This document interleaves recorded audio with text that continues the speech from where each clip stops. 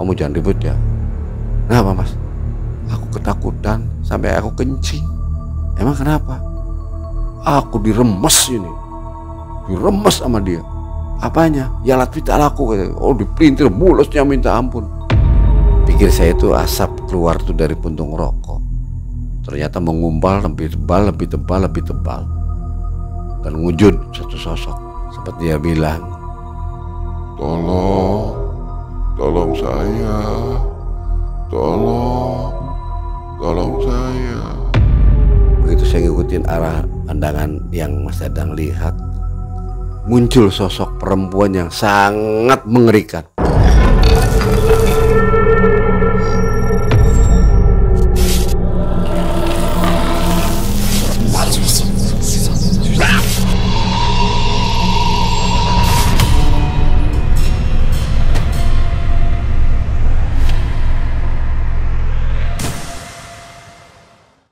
Saya penasaran nih orang, dari tadi sudah masuk berapa kali, ada apa?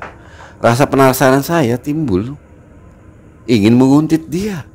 Saya bawa senter yang ada di ruang itu, saya bawa, ikutin dari belakang. Saya senter pelan-pelan, saya kuntit, samar-samar supaya istilahnya nih nggak ketahuan. Tidak ada cahaya, tapi remang-remang di situ tampak dua sosok. Saya lihat, buka pintu pelan-pelan, lihat. Kan ada sinar masuk yang samar-samar nggak begitu terang, tapi cukup menerangi dari kegelapan. Baru saya tahu di situ. Ternyata dia masuk ke sana tuh.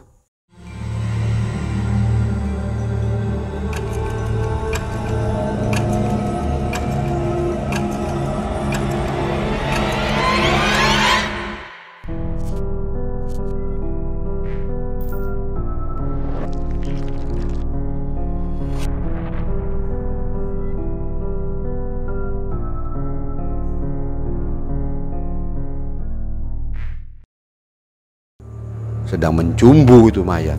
Dicumbunya sampai disetubuhi itu mayat. Pantas dia tadi bilang, ini baru saya ketemu, enak barangnya. Ya saya kan gak ngerti barang apa ternyata. Auzubillah min dzalik, nih orang udah kerasukan apa ini nih. Ya Allah, astagfirullahaladzim. Hati kecil saya tuh istighfar terus. Cuman karena penasaran, saya liatin terus sampai habis. Liatin. Tak lama kemudian mobil sirine itu ada suara sirine masuk. Mobil ambulan masuk, langsung berhenti depan pos. Saya langsung tinggalin kamar itu. Saya bantu karena tugas. Saya bodo amat ketahuan mau enggak. Saya bawa bantu tuh yang namanya tandu masuk ke ruangan kamar mayat. Saya nyalain lampu-lampu. Terperanjat semua teman-teman di situ melihat Dadang dengan mayat sedang begituan. Dia pun kaget saya masuk, mau meninggalkan ataupun mau menyudahi. Susah. Gimana? Ternyata untuk melepaskannya susah sekali. Akhirnya saya bantu. Saya bantuin bersama teman-teman. Akhirnya sampai alhamdulillah bisa lepas, terpisah. Ya Allah mas, tobat Thomas. Udahlah kamu ngerti apa? Dia jawab tuh, udah tanpa rasa malu, tanpa rasa apa. Kamu masih anak kecil gitu, lu ngerti apa-apa. Ya udah saya diam aja. Mungkin teman-teman dia juga udah paham kelakuannya dia seperti itu. Hanya tertawa aja. Aduh, ampun. Akhirnya saya bertanya, ini mayat mau disimpan di mana? Karena tempat nggak ada lagi, tempat mayat sudah ada orangnya, ada jenazahnya. Ya udah sampingnya aja dengan tandu itu. Kan ada tuh tempat untuk nampungnya itu, kericak apa itu, dinaikin di situ aja, disimpan di situ. Sebelahnya tempat pemandian, dijajarkan aja. Biar nanti si petugas yang pemandi itu udah, ya sudah. Sudah tugas selesai, Berlalu semua, saya dan kru. Terus Mas Yono memberikan keterangan pada saya, data-data. Saya tulis semuanya, kejadian apa segala macam, nama, identitas apa. Terus Mas Yono pamitan. Aku nggak bisa lama-lama di sini nih, saya ada tugas lagi nih, mau ngangkut lagi. Tabrak lari nih, tabrak kereta. Pamit dulu ya, nggak bisa lama. Mas Yono dan kru meninggalkan kami berdua. Saya diam melihat Mas Dadang, orang gila. Tapi cuek, dia nggak mikir itu rasa berdosa atau apa, nggak ada ekspresi penyesalan apa, enggak, malah aduh. Dia menghisap rokok, mari nyantai, meneguk kopi. Dia tak lama kemudian, waktu berlalu, Mas Yono pun datang kembali bersama mobil ambulannya dan bawa jenazah yang tabrak dari kereta itu. Ayo saya bantu masukkannya ke ruang kamar mayat. Simpan di situ, kami meninggalkan semua di ruangan kamar mayat. Saya keluar. Sampainya saya di pos, Mas Dadang pamitan. Aku mau ngontrol dulu ke depan. Ya udah, karena rokok masih banyak juga, pikir saya bekal dari saya bawa tadi dari rumah tuh.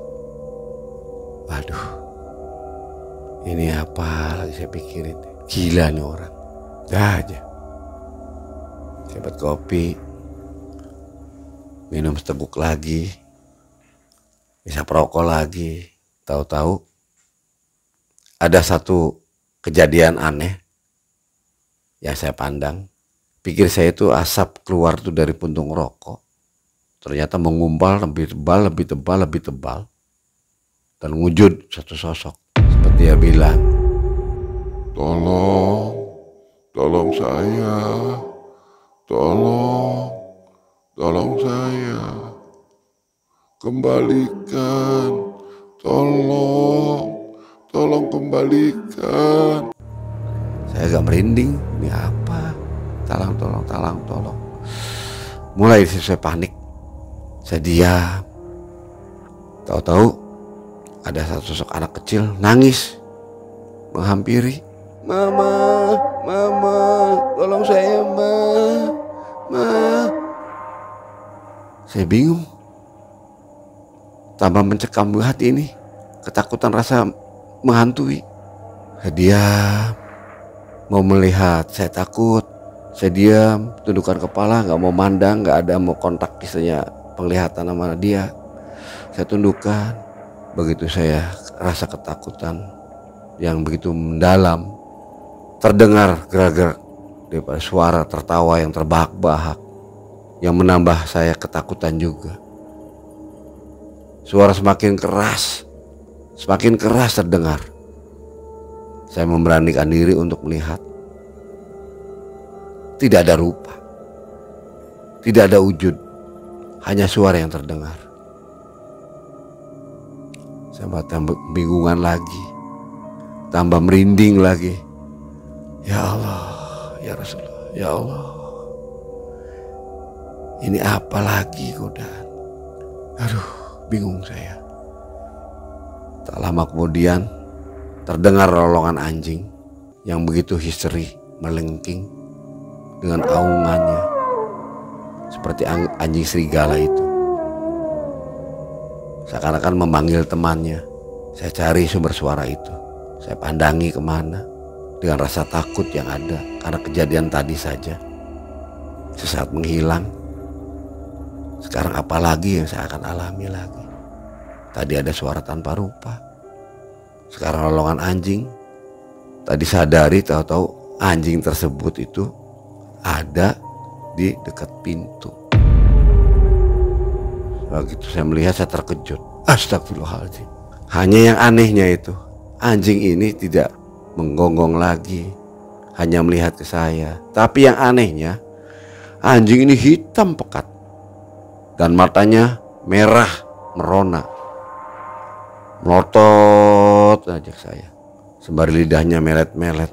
Tambah ketakutan saya, takut digigit. Sembari dia mengeluarkan lendir dari lidahnya. Si anjing itu mengeluarkan lendir, tapi baunya anjir, gak kira-kira, bau busuk, bau bangke, gak kira-kira itu baunya, sampai mual perut saya. Aduh, Mas Dadang ini kemana? Ampun nih orang, saya ditinggal sendirian menemukan hal beginian. Saya diam, sebisanya saya baca doa, meminta sama Allah agar jangan sampai menemukan hal beginian. Tak lama kemudian saya melihat ternyata anjing sudah tidak ada. Aduh, bingung ini saya. Misteri apa lagi, kejadian apa lagi yang nanti akan saya alami. Tak lama berselang waktu berjalan, Mas Dadang menghampiri, datang ke pos, mengejutkan saya. Ngapa kamu ngelamun? Ngagetin saya. Saya terkejut, terperanjat. Astagfirullahaladzim, Mas, kamu ngagetin aja. Ada apa kamu ngelamun aja? Nggak baik ngelamun tuh. Ini Mas, kejadian saya cerita ke dia.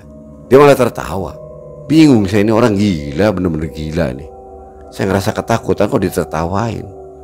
Sampai dia ngomong, jangan cemen. Segitu aja cemen. Saya diam, ya kamu sih biadab dah gitu. Orang nggak paham kayak gituan apa. Kamu nggak ngerti nikmatnya, nggak bayar lagi. Kamu sih mau nyoba, cobain mumpung nggak ada orang. Enggak Mas, amit-amit. Nih untungnya jaga mayat. Barangkali ada orang kecelakaan, di dompetnya ataupun di kantongnya ngantongin uangnya bisa diambil. Atau nggak ada yang tahu, ambil aja uangnya. Kalau dia pakai perhiasan, ambil aja perhiasannya. Atau nggak ada yang tahu, udah milik kita. Apa yang pusingin kamu? Dasar kamu sih Mas, nggak boleh gitu tuh Mas. Itu bukan hak kita, sama aja mencuri namanya. Udah jangan sok alim loh. Ya bukan sok alim. Kamu minum berani alkohol. Sekarang masa gitu kamu nggak berani. Oke, kalau Mas kamu katakan berani, saya ingat ya ada permintaan.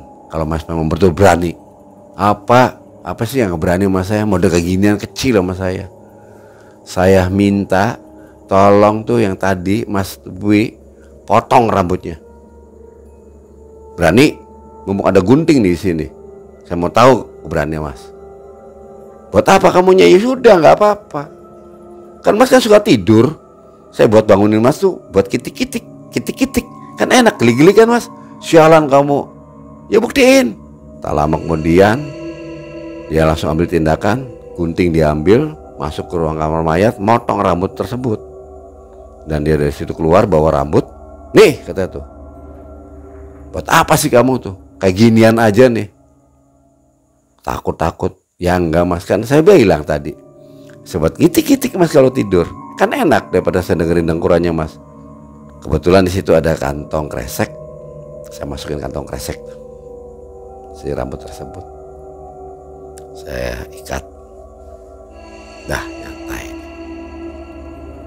Terus selang waktu untuk pergantian shift, akhirnya saya pamitan ke pengganti shift yang baru.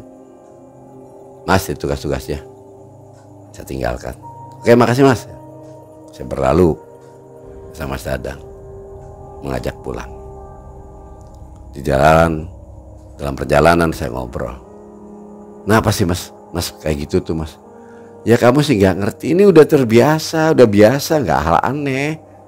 Kamu karena baru belum tahu, nanti coba kamu juga kalau udah lama, pasti kamu juga seperti itu ngalamin. Bohong kamu kan ngalamin. Siapa orangnya nggak butuh duit, Pak? Siapa orangnya nggak butuh kepuasan dengan gratisnya yang kita dapati? Pokoknya kamu, dasar kamu biadab Mas. Kalau ambil barang punya orang lain, sama aja namanya mencuri. Kalau pengen tinggal minta. Itu pun kalau kitanya nggak malu, kita bisa cari kok. Kita syukuri banyak kecilnya yang didapati. Udahlah, gak usah ngomong banyak kayak gituan lah. Capek ya dengar kamu kayak ustad aja ceramah. Dia kesel juga ke saya karena mungkin kelakuannya dia saya tahu gitu kan. Takutnya dia saya bocor ember mulutnya gitu kan ke keluarganya ataupun ke teman-teman. Saya berjalan, akhirnya sampai datang di rumah. Saya pengen cobain nih. Tadi dia ngujud ke saya, datang waktu itu tuh Kalau ke saya kayaknya berteman nggak ganggu. Tapi saya coba nih. Seingat saya setiap barang-barang orang yang meninggal, minimalnya organ tubuhnya ataupun ada yang di dalam tubuhnya itu diambil disimpan, akan menghantui atau menggoda. Organ itu disimpan di lingkaran rumah itu, akan menggoda penghuni rumah itu. Sepulang di rumah ini saya pikir ganti apa lagi nih, diikat sama saya tuh. Saya ambil benang, diikat biar nggak berhamburan, jadi satu ikatan. Saya intip-intip, sengaja saya mau ngerjain Mas Dadang, ngomongnya gayanya istilahnya tuh dia nggak takut, bohong dia itu, ini kayaknya kurang ajar nih, biar dapat balasannya. Saya jaga sendirian ditinggal. Sambil alternatif, ternyata dia udah tidur, suara dengkurannya terdengar. Karena saya udah familiar sama dia dan orang-orang juga tahu saya kerja bersama dia. Saya masuk ke rumahnya dia, saya salam, ternyata nggak jawaban. Saya buka pintu, padahal saya tahu istilahnya dia tidur. Saya masuk ke kamarnya dia, saya selipkan itu rambut tersebut di bawah tempat tidurnya dia, tepatnya itu di bawah kasurnya. Dan tahu dia tinggalkan. Dah aja, karena masih istilahnya ini pagi, saya juga belum istirahat tidur dengan kejadian-kejadian yang saya tidak alami. Wah, kacau pikir saya. Cuma udah agak kebal. Dari pertama nemuin, hari kedua udah nemuin kayak gak karu-karuan. Terus kurang ajarnya buat semangat saya ini, mau tahu reaksinya Dadang, katanya ngomong berani begitu begini. Kesal juga nih anak satu ini. Pulang ke rumah langsung saya tuh, setelah dari situ tidur langsung seperti biasa, bangun juga jam 12. Saya nggak tahu, nggak mikirin Dadang, pengen tahu reaksi kayak apa, masa bodo amat. Waktu berlalu sampai maghrib, udah maghrib saya nyamperin dia. Ternyata dia ribut, au wow, kayak orang ngigau, kenceng banget. Saya langsung udah ngetuk, langsung masuk ke kamarnya dia, bangunin dia. Ada apa Mas? Bangun Mas, bangun. Tak lama kemudian Dadang bangun. Dia langsung terperanjat. Apa Bang? Waktunya kerja. Gak lama dia mandi. Dalam perjalanan berangkat kerja, dia cerita, Bang, tadi aku pulang kerja langsung tidur. Ternyata saya mimpi macem-macem, ngeri-ngeri gitu. Ngeri gimana Mas? Itu tuh yang waktu saya giniin, cewek mukulin saya. Rupanya dia gak terima kali ya. Ya mungkin salah Mas, misalnya Masnya gak pamitan gak apa, makanya kebawa dalam mimpi. Iya ya, aduh bingung saya. Ada-ada aja sampai kebawa dalam mimpi, sampai saya dipukulin. Coba lihat nih, ternyata saya lihat wajahnya betul bengkak sama kayak kena cakar, kena kuku cakaran tuh mukanya. Aneh saya, mimpi kok sampai begini. Mimpi sama si tadi tuh cewek yang dia gauli. Dia cerita banyak tentang masalah keluhan-keluhan dia dalam tidur tuh, waktu mimpi, yang macem-macem. Akhirnya waktu berlalu, saya datang ke tempat tugas, di mana pos tempat ruangan saya kerja. Saya duduk, sedang juga duduk, saya buatin kopi buat persiapan. Kebetulan saya tidak bawa bekal rokok. Saya pamitan ke Mas Dadang, Mas, aku pamitan ya, mau beli rokok dulu ya. Ya udah, tinggal ngerokok di tempat warung yang jual rokok. Saya ketemu teman, ngobrol agak lama, kurang lebihnya ada 2 jam sih. Begitu lihat jam, udah waktu jam 9. Waduh, saya udah lama nih ketinggal Dadang. Saya balik, menghampiri Dadang ke pos jaga karena gak enak. Saya langsung datang ke tempatnya Dadang, di mana dia sedang ngopi apa. Pikir saya tuh dia lagi nyantai. Begitu saya datang ke situ, yang anehnya wajahnya pucat pasi. Katanya orang berani, gagahnya. Kok ini pucat pasi kayak orang ketakutan? Saya tanya beliau, Mas, kenapa Mas kayak orang takut Mas? Ini Mas sore kok. Biasanya kan berani, tumben wajah kayak kurang tidur. Padahal jagonya tidur, ngoroknya nggak kira-kira. Begitu pulang kerja ngorok, waktu kerja ngorok. Kamu kalau ngomong sembarangan. Bener, dalam waktu saya mimpi, ini kejadian nyata, datang lagi menggoda saya. Saya terperanjat bingung di situ. Apa yang diceritakan, dia sendirian digoda lagi secara nyata, nggak tidur. Akhirnya saya kediem. Mas, goda gimana mas?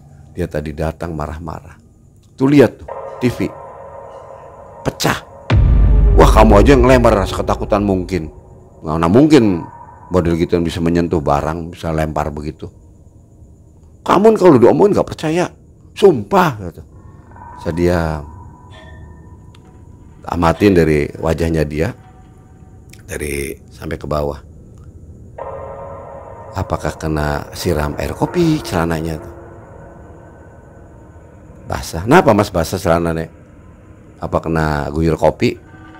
Saya lihat kopi yang tadi dibuat masih utuh, nggak habis, masih ada. Tapi ini basah. Kamu jangan ribut ya. Kenapa mas? Aku ketakutan sampai aku kencing.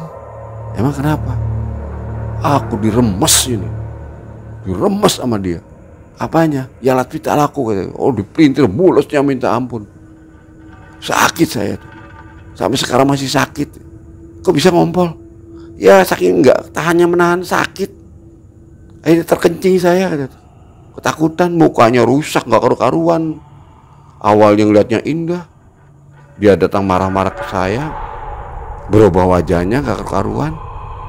Sampai dia berbuat yang nggak ke saya. Perut saya juga melilit, seakan-akan kayak diperas juga perut saya. Rambut saya ditarik-tarik. Untung saya nggak dibunuh. Ya masnya sih berbuatnya nggak bener, itulah balasannya. Pang, kamu temen aku ya, jangan kemana-mana. Ya dari tadi saya kan istrinya di sini nih mas, selalu yang jaga, banyak pas jaga kan saya. Mas kan selalu kelayar kesini sama mari. Udah mas, ada saya di sini, santai dulu. Udah ngopi dulu, ngopi daripada bingung. Dengan hati rasa ketakutan, cuma saya menutupi rasa takut untuk menunjukkan bahwa katanya dia orang berani, padahal dia juga takut. Dia tuh ada tertawanya juga, gaya dia kayak orang berani, ternyata takut. Sebatang, 2 batang. Mas, gantian ya, saya mau keliling, mau lihat situasi, mau kontrol nih. Jangan lama-lama kamu. Ya enggak lah. Awas kamu kalau tidur ninggalin saya. Enggak akan tidur, enggak lama. Saya tinggalkan dia. Tadi dari warung jam 9. Dia ketemu dia cerita begitu begini. Saya juga merinding dia kalau duduk sendirian di tempat kamar mayat. Pikiran mau belajar baru ada pikiran. Lihat seperti itu saya khawatir, ketakutan. Saya tinggalkan Dadang aja, saya lari ke warung rokok lagi tadi untuk ngopi-ngopi di sana sama orang. Kumpul-kumpul ngobrol-ngobrol bareng yang penunggu pasien mungkin yang sedang cari istirahat. Saya tinggal Dadang. Tanpa terasa waktu berlalu sudah jam 12. 3 jam sudah saya di warung. Saya pamitan, saya gak enak tinggal terlalu lama. Saya mengendak pulang lagi ke Mas Dadang. Kebetulan waktu itu tidak ada satupun mobil ambulan yang masuk ataupun pasien ataupun mayat yang datang. Rasa gak enak, barangkali ada ya mobil ambulan datang. Saya hampirin Dadang. Ternyata Dadang di situ kayak tidur.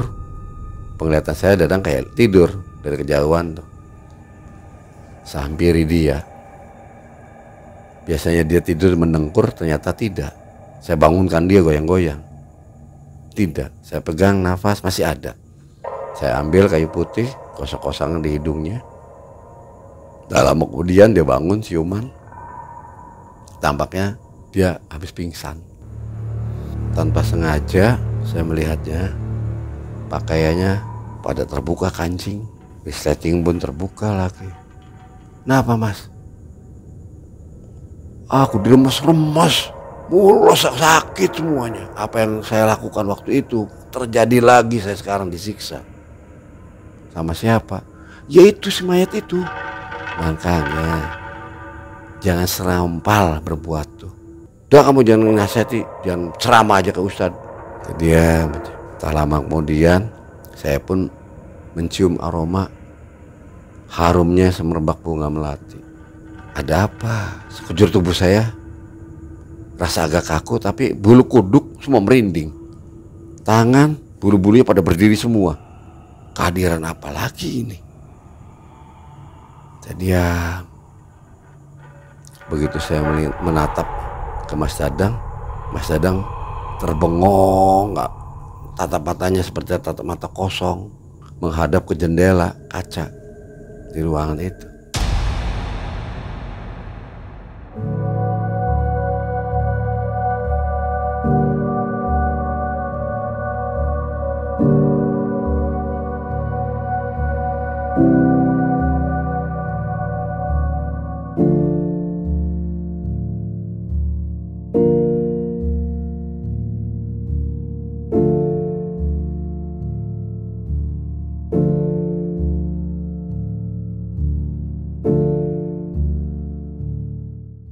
Ada apa ini, lihat kemana?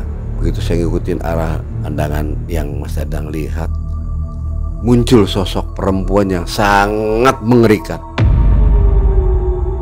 Rambutnya terurai-gerai melebihi sebahu, yang tampak hanya gigi, wajah rusak, hanya badan tertutup dengan kain putih. Saya bingung melihat matanya, tidak ada satunya udah mau lepas. Hidung pun tidak kelihatan, yang adanya hanya bolong aja isinya. Hidung tuh kayak tengkorak, semi tengkorak. Lihat wajahnya, saya mulai disitu rasa ketakutan. Pantas Mas Dadang melongong aja kayak pandangan hampa.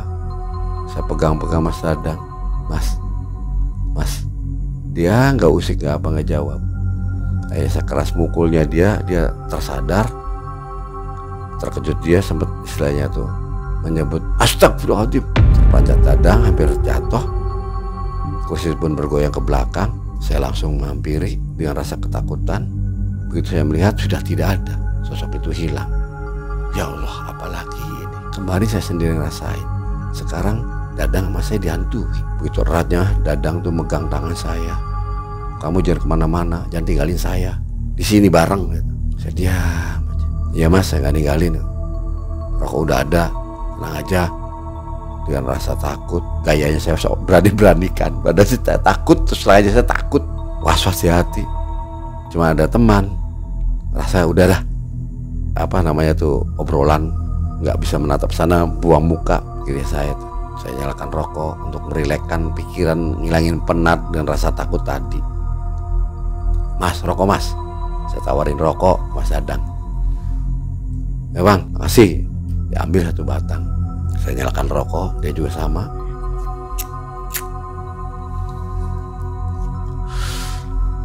Sebatang, sekepusan untuk ngilangin kepenatan. Dengan hal yang terjadi baru dialami, dan Dadang rasa ketakutan dari awal siang sampai keberangkatan cerita bahwa dia dihantui. Pikir saya, apa gara-gara rambut itu, rambutnya si Maya tadi. Ya bodo amat, kayaknya aja di hati saya dendam sama dia gara-gara dia ngomong jago-jago, berani-berani ngejek saya. Sekarang dia yang diteror. Tapi saya juga mikir, iya saya juga kena imbasnya juga, ngikutin dia, kena teror. Sebatang rokok sudah habis dilalui, saya ambil lagi satu batang, saya isap lagi. Tak lama ada sayup-sayup terdengar suara jeritan orang, perempuan minta tolong dan minta dikembalikan. Semakin jelas suara itu, semakin mendekat. Tolong kembalikan punya saya. Tolong kembalikan punya saya. Tolong, rambut saya mana? Saya tersontak merinding, ngisap rokok pun dengan gemetar. Dadang menatap saya menatap Dadang dengan rasa kebingungan keduanya. Saya diam saja. Dadang sembari agak terbata-bata mengucap ke saya, "Bang, denger enggak?" "Denger, Mas."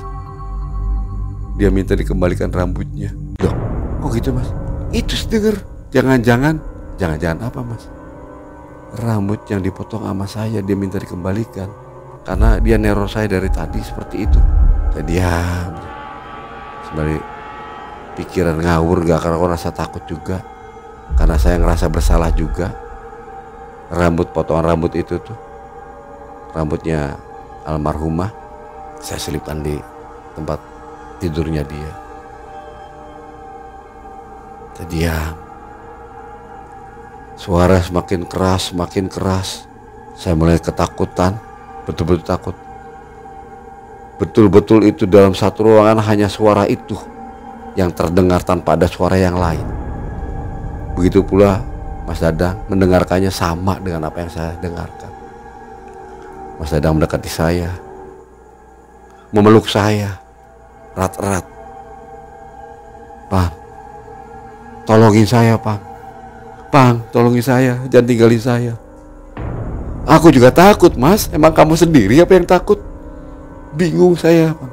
"Bingung apanya? Saya juga lebih bingung, pusing saya. Saya bersalah. Yang bersalah saya, Bang, bukan kamu." Saya diam. Dadang berpikirnya karena dia yang berbuat yang enggak. Berpikir saya yang meletakkan rambut di tempat tidurnya dia, di bawah tempat tidur. Dia nggak ngerti maksud saya apa, rasa saya salah itu ke dia. Cuma saya diam saja, tidak pernah banyak omong. Suara itu semakin kencang. Saya coba terus berdoa. Tak lama kemudian suara agak menghilang, sayup sampai tak terdengar kembali. Sampai saya sakit badan dipeluk sama dia. "Mas, udah Mas, sakit Mas." Aduh, ini ampun nih saya. "Ya bukan apa-apa, kamu denger enggak?" "Tahu, saya denger." Saya sembari berpikir, saya pulang, mau ngelabui Dadang, mau ngambil tuh rambut tersebut. Saya pulang nanti. Tak lama kemudian, waktu berjalan, sudah mendekati jam 4 pagi, waktu masuk subuh. Saya mau pamitan sholat subuh ke Mas Dadang. Mas Dadang gak mau ditinggal. Akhirnya saya pamitan ke Mas Dadang, "Yuk bareng-bareng aja kita sholat. Sholat subuh udah mendekat, udah menjelang, udah masuk sholat subuh." Saya masuk ke masjid bersama Mas Dadang. Setelah ambil air wudhu, saya duduk di situ bersila sembari menunggu azan. Ternyata ada muadzin berazan, saya nunggu di situ. Setelah muadzin azan, saya lakukan salat sunnah 2 rakaat. Tak lama kemudian qomat dan melakukan sholat bersama untuk sholat berjamaah. Pikiran hati saya lagi, kalau saya dekat ke sana kemari saya tidak kenal dan orang, takutnya menemukan hal yang aneh lagi. Udahlah, saya dekat pengimaman aja, daripada nanti saya bingung sendiri. Saya keluar dari masjid setelah sholat usai dari sholat subuh itu sama Mas Dadang. Mas Dadang menarik, "Mas, nanti dulu, jangan kesana dulu." "Kenapa, Mas?" "Udah di sini aja dulu, nenangin hati dulu. Kita ngerokok aja dulu." Ya sudah, saya ninggalkan masjid ke ruangan sebelah, biasa pasien nunggu bari merokok. Dasar namanya orang usil, di situ pikirnya dia tuh ada orang pasien yang nunggu pasien ya, perempuan. Dia yang lihat di ruang tunggu itu, di luar tuh, pas dia tidur berbaring. "Mbak, maaf Mbak, ganggu ya. Saya mau merokok di sini, mau duduk." Dia nggak jawab, rupanya tidur, pikir hati saya. Mas Dadang karena udah kebiasaannya begitu ya, dia mau, tujuannya sih mau melihat wajah si perempuan yang tidur di situ. Hampirin, mau melihat, Ternyata wajahnya muncul di situ seperti apa yang dilakukan waktu Dadang menyetubuhi orang itu. Mas Dadang terperanjat, kebingungan,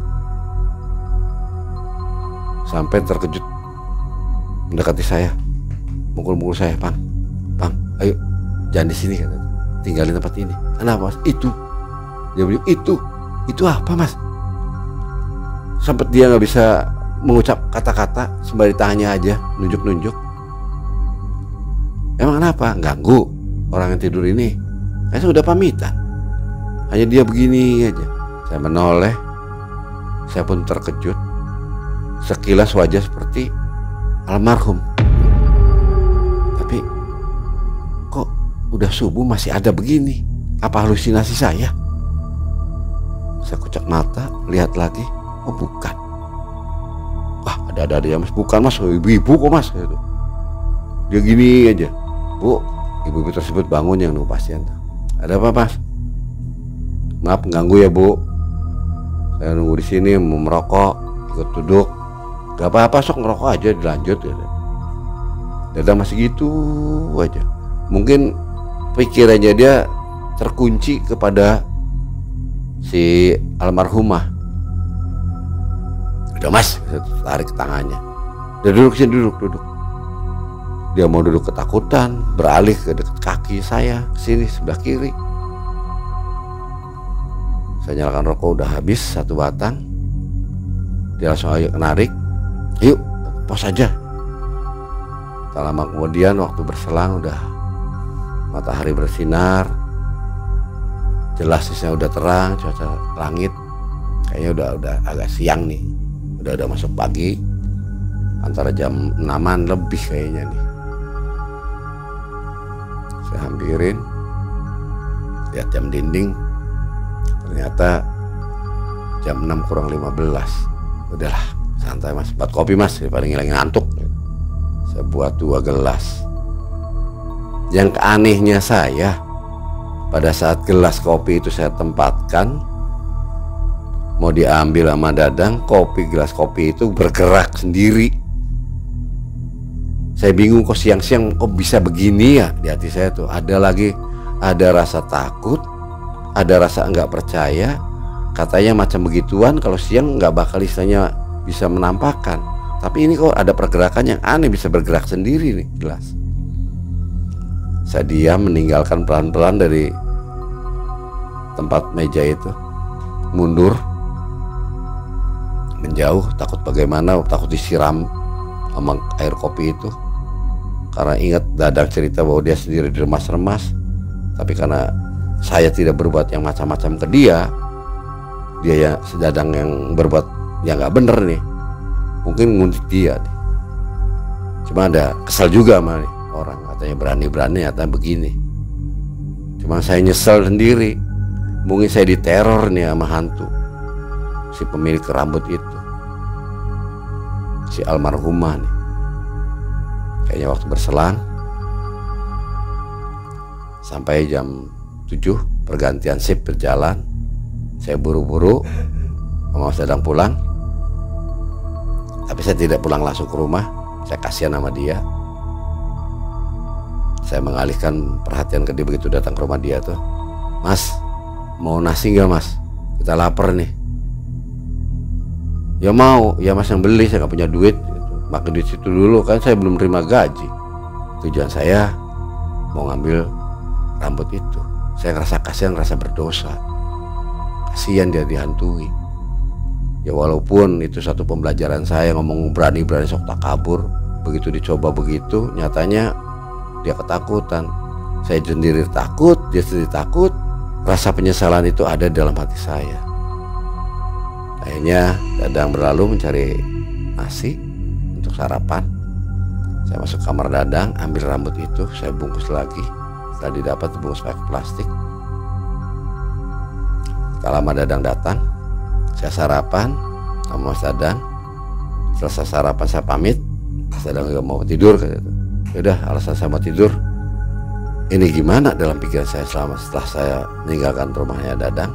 Pikir hati kecil saya, makamnya dimakamkan saya tahu tidak di mana dimakamkannya, dikembalikan ini rambut punya dia kemana, alamnya di mana.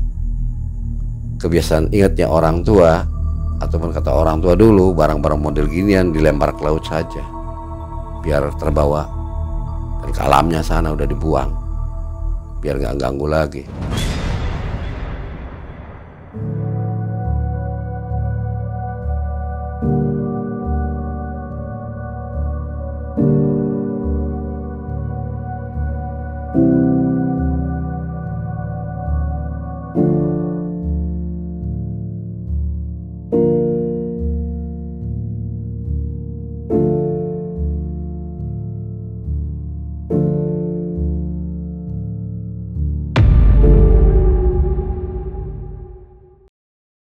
Ataukah dibakar? Kalau dibakar kasihan, ini tidak akan kembali sama dianya, rasa kehilangan dihancurkan, akan selamanya mungkin akan menghantui Dadang.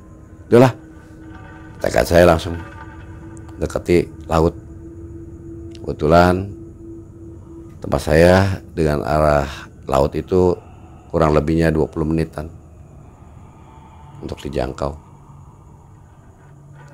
Saya minta bantuan teman saya, minta diantar. Kebetulan dia punya motor. Akhirnya saya minta bantuan dan teman saya sendiri, si Harry, itu menyanggupi. Tolong saya anterin ke tepi laut. Ada apa sih? Ada perlu. Akhirnya saya berangkat sama Harry ke laut, ke tepi laut untuk buang rambut. Begitu datang di laut, di tepi laut tuh, pinggiran pantai, tapi di sini airnya mengalir ke arah laut, ke muara tuh. Saya buka rambut tersebut dari plastik, saya buang ke laut, taburkan ke laut. Bismillahirrahmanirrahim, jangan ganggu, jangan merusak lagi. Saya taburkan tuh lah, namanya rambut, ke laut. Udah, alhamdulillah tidak ada yang tersisa saya itu. Akhirnya saya diantar kembali sama Harry untuk pulang ke rumah. Sampainya di rumah, saya langsung ambil tindakan untuk tidur karena lelah, penat, semalaman belum tidur. Saya tidur. Setelah waktu duhur, saya bangun. Dadang pun bangun. Saya mencoba nih datangin rumahnya Dadang. Ada reaksi apa? Kasihan. Mudah-mudahan aja tidak terjadi apa-apa, dia tidak mimpi buruk. Saya bertamu ke rumah Dadang. Assalamualaikum. Waalaikumsalam. Saya kaget. Udah bangun. Manusia si Raja Pelor nih, Raja nempel molor. Gimana mas? Ada kejadian lain lagi? Enggak, sekarang sih udah normal. Enggak ada mimpi apa-apa, enggak itu dan ini. Makanya saya bisa bangun enak, nyenyak nih. Aku tobat, gak pengen melakukan itu lagi. Bener-bener gak mau. Dosa doraka saya udah tinggi. Saya diam aja. Bener mas? Iya. Apakah saya harus pindah kerja ya? Ya itu terserah. Itu ya.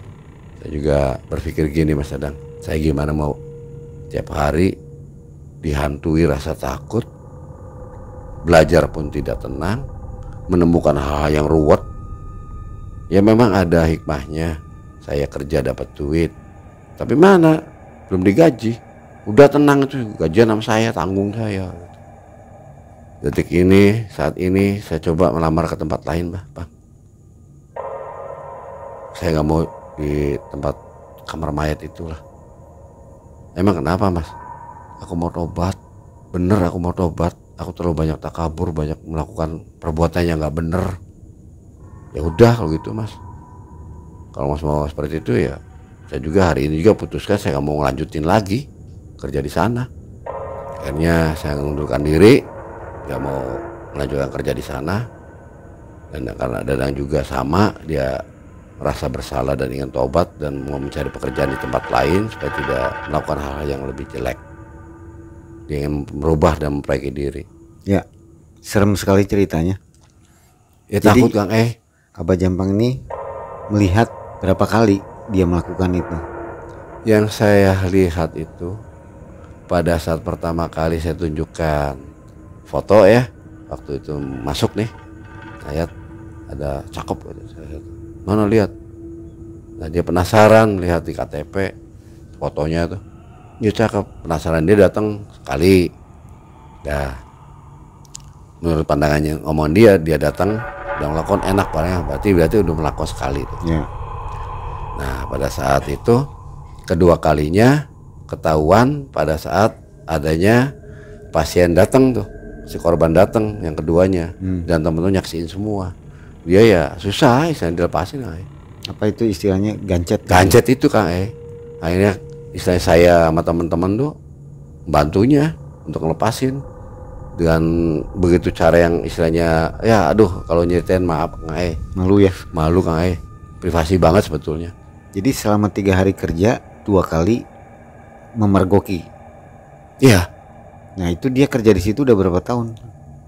Kurang lebihnya kalau dia kerja kan bukan kerja pegawai negeri kayak di situ kan suatu kontrak gitu kayaknya macam orang terima apa kontraktor gitu tuh.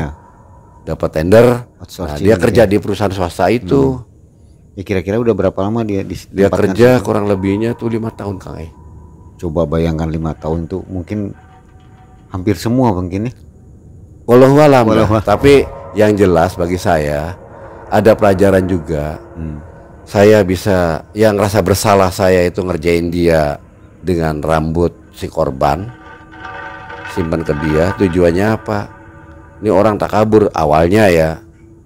Ingat teman orang tua kalau ada organ tubuh seseorang yang sudah meninggal kalau diambil itu akan menghantui. Saya ingatnya itu.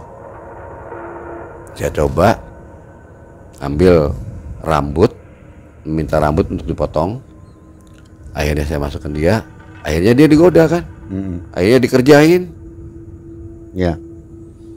Tapi ada sisi positifnya, membuat dia tobat, tidak mau mengulangi lagi.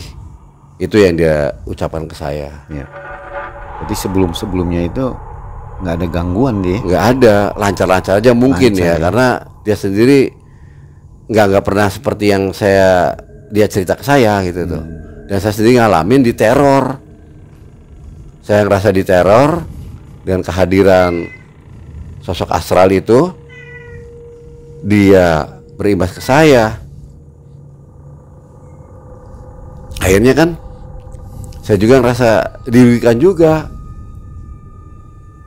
Ketakutan menghantui saya, neror saya juga. Karena nerornya Dadang karena saya sendiri dengan dia sama, ya menyaksikan sama, saya juga istilahnya kena imbasnya. Maka dari itu saya udahlah, itu putuskan kamu di situ karena waktu itu juga saya harus konsentrasi belajar. Tujuannya kan berpikir dari itu tuh menunggu waktu untuk tes. Saya ngumpulin uang saku untuk tujuannya meringankan beban orang tua, walaupun memang udah dianggarkan ada. Takutnya barangkali kekurangan Kang. Ya. Saya mencoba istilahnya membantu meringankan beban orang tua. Ya. Oke, yang terakhir, beliau masih hidup sekarang? Sudah meninggal, udah almarhum. Baiklah, mudah-mudahan tenang di alam sana ya. Mudah-mudahan kayak kita bareng-bareng beri istilahnya surat Al-Fatihah untuk dia, kita doakan supaya dia betul-betul tobat, yang ucapkan dia itu betul-betul tobat nasuha.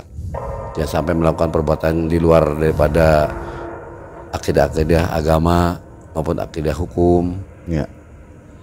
Oke, sobat, demikian cerita yang sangat panjang dan mencekam dari Abah Jampang di tahun 87 ya. Iya. Terima kasih banyak nih ceritanya.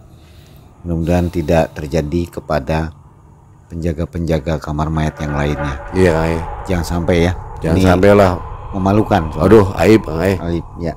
Oke, sobat, kalau suka dengan cerita Abah Jampang yang lainnya silakan komentar di kolom komentar. Wabillahi taufiq wal hidayah. Wassalamualaikum warahmatullahi wabarakatuh. Waalaikumsalam warahmatullahi wabarakatuh.